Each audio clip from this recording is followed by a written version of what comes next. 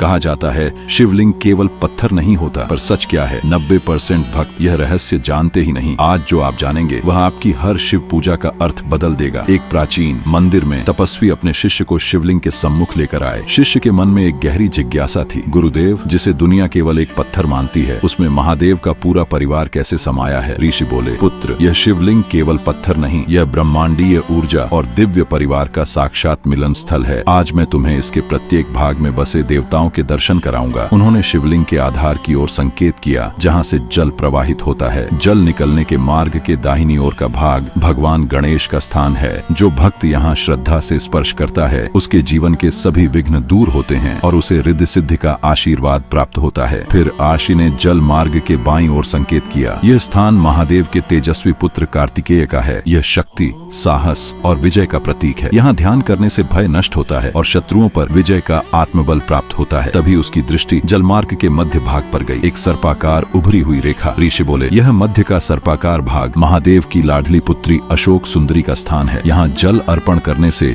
जीवन में शांति और सुख का संचार होता है। अब ऋषि ने उस गोलाकार आधार की ओर संकेत किया जिस पर शिवलिंग स्थापित था। यह संपूर्ण गोल भाग माता पार्वती का हस्तकमल है, जिसे पीठा कहा जाता है। संपूर्ण ब्रह्मांड को धारण करने वाली माँ स्वयं महादेव को अपने करों में धारण किए हैं। यह शिव और शक्ति के अटूट मिलन का प्रमाण है। फिर ऋषि ने शिवलिंग के मुख्य स्तंभ की ओर देखा। यह लिंग स्वयं भगवान शिव हैं। यह निराकार ब्रह्म का साकार रूप है, जो शून्य से प्रारंभ होकर अनंत तक व्याप्त है। जब हम इस पर जल अर्पित करते हैं तो वह सीधा महादेव के मस्तक तक पहुँचता है और वे शांत एवं प्रसन्न होते हैं। ऋषि आगे बोले, जब यह जल नीचे बहकर बाहर निकलता है तो उस निकासी मार्ग पर 33 कोटि देवी देवताओं का वास होता है, इसलिए उस जल मार्ग को कभी लांघा नहीं जाता। वह समस्त देवों की ऊर्जा से पवित्र होता है। फिर ऋषि ने ऊपर लटकती जलधारी की ओर संकेत किया, पुत्र इस जलधारी में शंकर जी की 5 पुत्रियां निवास करती हैं, जया, विषहरा, शामलिवारी, दौतली और देव। ये 5 बहनें निरंतर अपने पिता को शीतलता प्रदान करती हैं। ऋषि ने आगे कहा, जब भी तुम शिवलिंग पर जल चढ़ाओ तो इन 5 नामों का स्मरण करो। इन नामों में वह शक्ति है जो मानसिक तनाव और रोगों को दूर कर विषैले विचारों को अमृतमय कर देती है। अंत में ऋषि ईशान ने कहा, जब तुम शिव की आराधना करते हो तो शक्ति,